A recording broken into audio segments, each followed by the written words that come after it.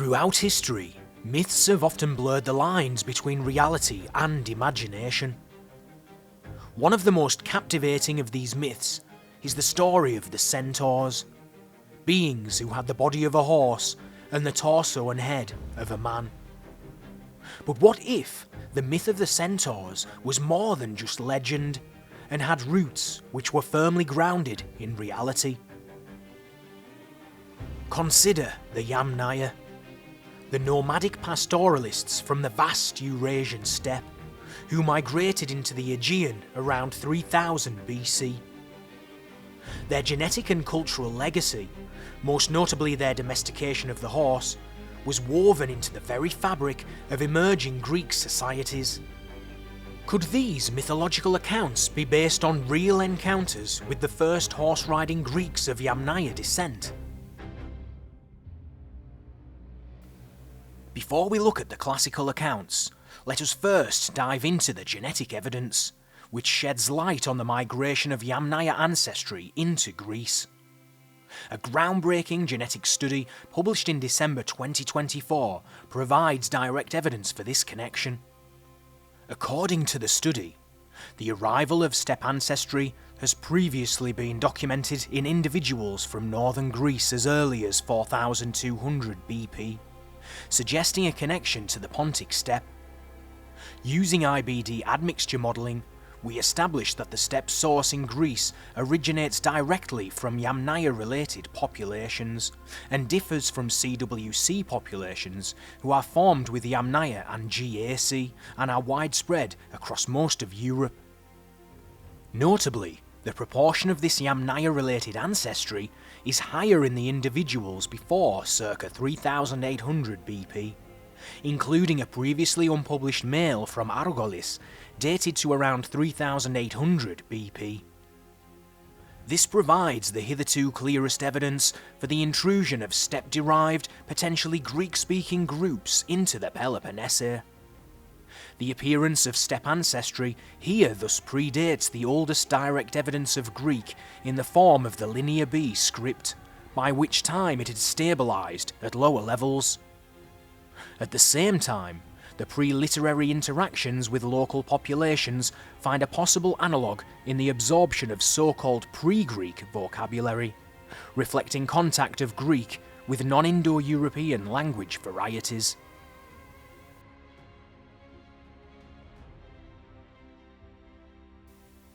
Interestingly, similar misconceptions about horse riders can be found in the historical accounts of Spanish conquistadors. When the Spanish first encountered the native peoples of the Americas, many of them had never seen horses before. The sight of a rider on horseback was so foreign that it sparked an almost mystical reaction, which was recorded by Bernal Diaz del Castro, who said, "The Indians, who had never seen any horses before, could not think otherwise than the horse and rider were one body. Quite astounded at this, to them so novel a sight, they quitted the plain and retreated to a rising ground." This account from Bernal Diaz illustrates how the native peoples perceived the horse and rider as a singular entity, almost as if they were one creature. Such a reaction could easily translate into myths about hybrid beings, especially in a time where people had little understanding of horseback riding.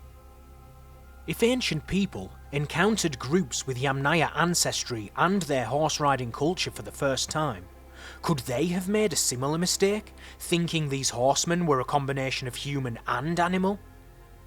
If that is the case, then the centaur myth may have stemmed from these early encounters blending real-world observations with the imagination. So with that in mind, let us now explore what the sources have to say. While early depictions of centaurs in Greek mythology often show them as hybrid beings, there are also sources that challenge this idea. Some ancient authors suggest that the centaurs were simply men who first mastered the art of riding horses. This aligns with the idea that the centaur myth was a way of explaining the revolutionary shift in human behaviour when groups like the Thessalians began to ride horses. The Lapiths of Thessaly gave us the bridle and the circuit, mounting on horseback and teaching the armed rider to taunt the earth and gather in his proud paces. In this passage, Virgil credits the Lapiths with the invention of horseback riding.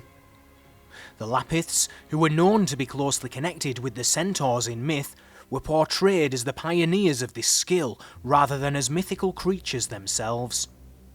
This strongly suggests that the idea of the centaur may have been a symbolic representation of a people who were among the first to master the horse. For further evidence supporting the idea that centaurs were originally horse riders, we must next turn to Euripides. In his work Iphigenia in Aulis, the centaurs are described as arriving on horseback to a feast for the gods. Ana delataisi, Stephanodei tehlohai thiasos, emolen hippobatas centauron epidaita tan theon cratera tebahu. Or, through the fir trees and wreathed foliage, a Bacchic troop, the horsemen of the centaurs, came upon the feast, the wine crater of the gods and of Bacchus. Here, Euripides describes the centaurs as hippobatas or horse riders, which adds weight to the idea that these myths might not be describing mythological beings at all. Instead, centaurs could be echoes of early horsemen, seen through the eyes of a culture encountering mounted warriors for the first time. Diodorus Siculus offers us a fascinating glimpse into the origins of the centaur myth.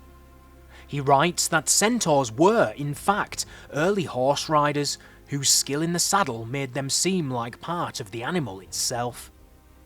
Over time, these mounted warriors were transformed by the imagination into the legendary half-man, half-horse beings we think of today.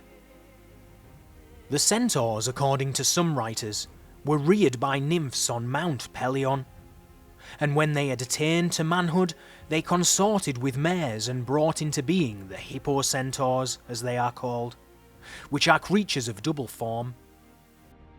But others say that it was the centaurs born of Ixion and Nephele who were called hippocentaurs, because they were the first to essay the riding of horses, and that they were made into fictitious myth to the effect that they were of double form.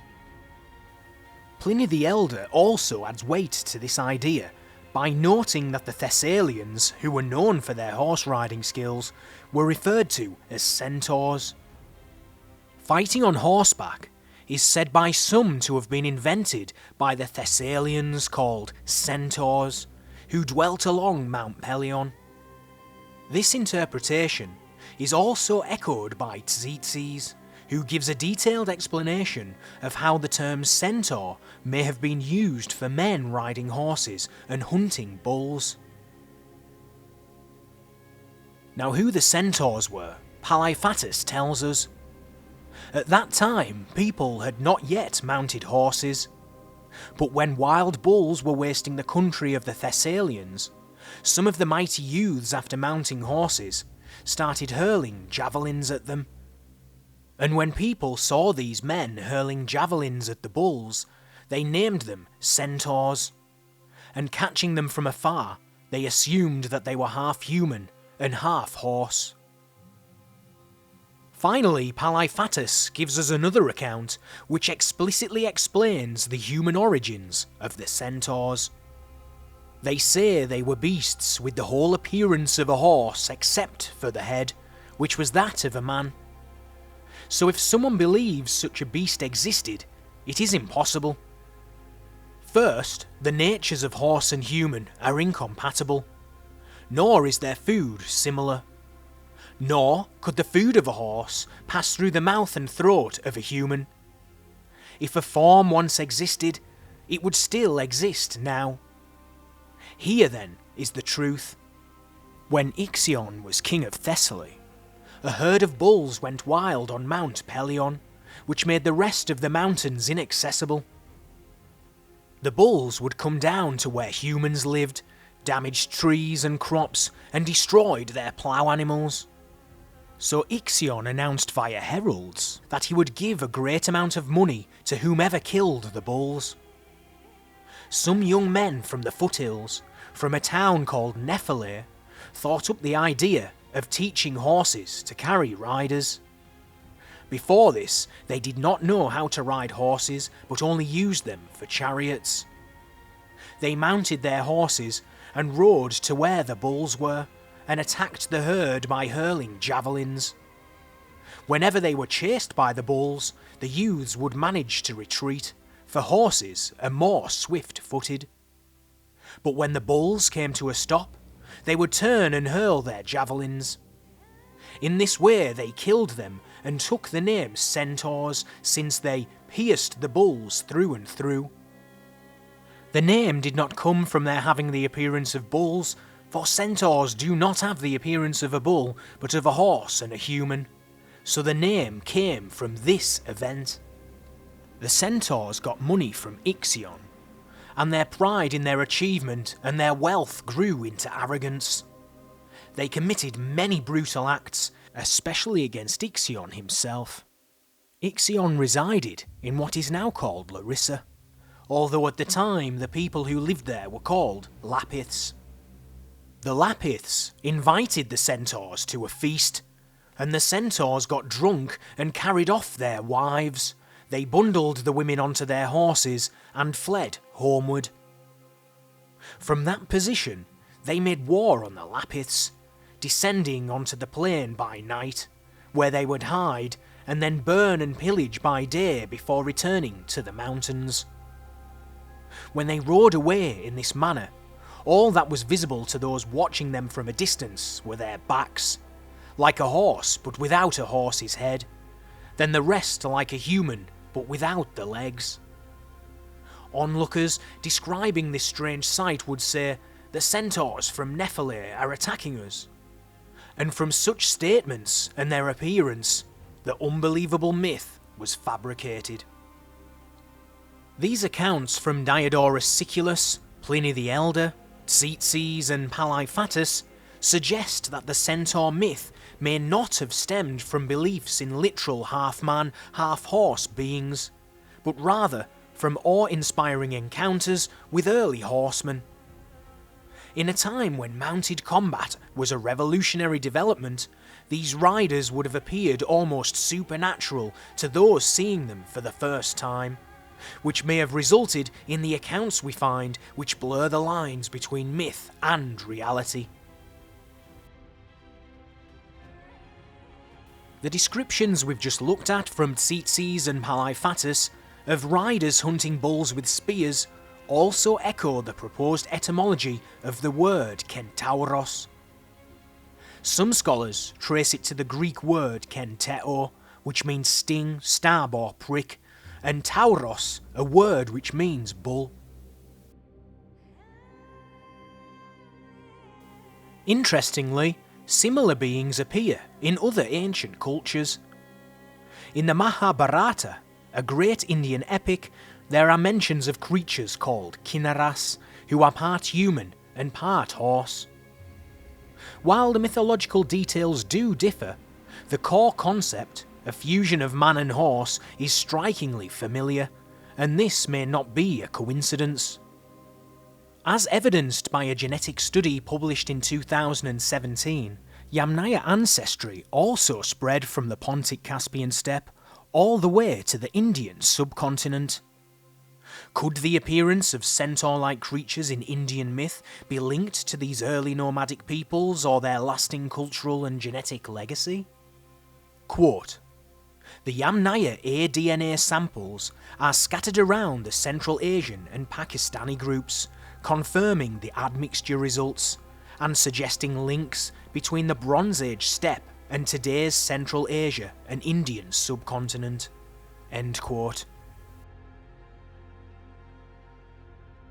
So were the centaurs merely the product of myth, or are the legends grounded in reality? Considering the genetic evidence, as well as the ancient accounts and the etymology of the term itself, it seems clear that the centaur myth likely grew from real encounters with groups who were among the first to domesticate horses. The Greeks, with their blend of Yamnaya ancestry and indigenous roots, were clearly shaped by these early interactions with nomadic, horse-riding cultures from the Eurasian Steppe. A culture which left a legacy that may have given rise to one of Greek mythology's most enduring creatures. If you've enjoyed this exploration, don't forget to like, subscribe, and hit the bell icon for more deep dives into history and mythology. Thanks for watching, and I'll catch you on the next one. Old Boy, out.